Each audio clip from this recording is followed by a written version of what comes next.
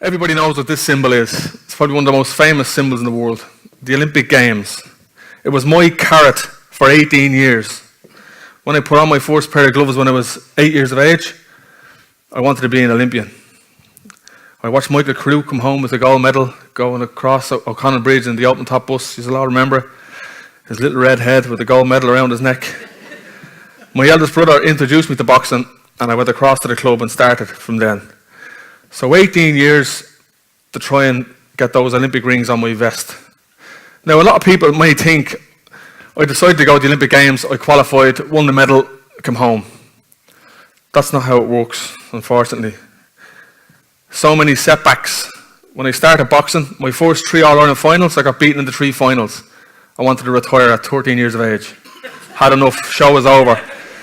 This is when the self-doubt started to creep in. I'm not good enough, I'm not fit enough, I'm not strong enough. Ma'am, I hate boxing. Ma'am, I'm no good. You are, son, go back, go back, go back. So I ended up coming back to the club and I ended up winning 15 Irish titles since. Now that's a fantastic achievement, but I hadn't got the Olympic rings. This is my dream, to represent my country at Olympic Games. So on we went, first senior title in 2001 to 2003, then the Olympics came around in 2004, Athens. I had 3 attempts and I failed 1, failed 2, failed 3. Again, looking at retirement in the face. I'm no good, I'm not fit enough, I'm not strong enough. It's not meant to be for me. I'm just not going to be the Olympian. But one day I went into the office of the High Performance. You've probably all heard about the High Performance unit that was set up in 2003, the structure to bring all the boxers together full time, investing big money to try and win the medals, bringing in coaches from abroad. We travelled the world, we lived out of a suitcase, wore the same clothes more than once. We used to hang up our training gear in the hotel rooms we stayed in, so you can imagine the smell of the rooms, but that was the highlight of amateur boxing. There's nothing fancy about travelling the world and living out of a suitcase. And I walked into an office of a sports psychologist, Phil Moore, and I said, I'm just not good enough. And I was pacing up and down the floor. I'm never going to qualify, I'm never going to qualify. And I was about to retire, and he said, look, just give it another 4 years with the High Performance. And I did believe in the High Performance. There was something there. There was a good structure. There was belief in the system. We had a fantastic coach, Zora Antia, from Georgia, come over. And when he walked in and he seen me training on the floor, his English wasn't very good, but he could manage to say, what do you rank yourself out of 10? And I said, about an 8, I'd say. He said, no, he says, you're a 2.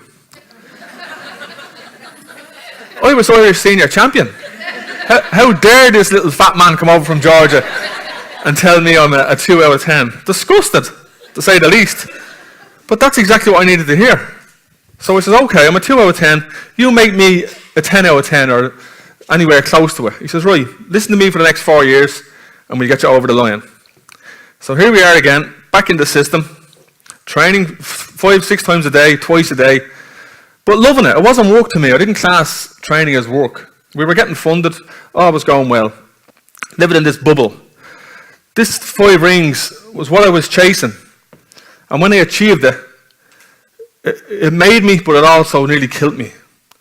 So when I qualified in Athens in 2008, that April, I always said, I won the Olympic medal in Athens, I just went to Beijing to collect it. And it's so true, because it's so hard to qualify where we're based on the planet, in the continent we're in, Europe. All the best nations are from Europe. So to qualify is all I wanted. I just wanted to wear the tracksuit. I remember going out to the Hilton in, where is it now, out in, not Minute, the other one, out by the airport. Out that way, Swords, yeah, thanks very much. And I remember looking in the sports bag and there it was, the tracksuit with the 5 rings. And that was me, made up. My mum was proud, I just wanted to make her proud, make her smile and say, son, you're brilliant. That's all I wanted. So that was it, part of an Olympic team. The journey, 18 years it took me to get to the very top. That's Everest, by the way. And we know 85% of deaths on Everest are on the descent.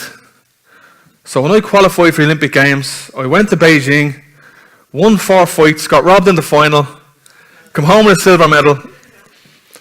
But the funny thing is, and this is me being honest, and I have no problem saying this, when I was in that final, boxing, and the bell rang after the fourth round. That was the last round, the fourth round. The bell rang. I knew I'd lost the fight because I wasn't getting the scores. I dropped to my knees. And the first thing that came into my head was, it wasn't, yes, I've an Olympic silver medal. I'm delighted with myself. I dropped to my knees and I said, excuse me language, what the fuck do I do now? That was at 26 years of age. What do I do now?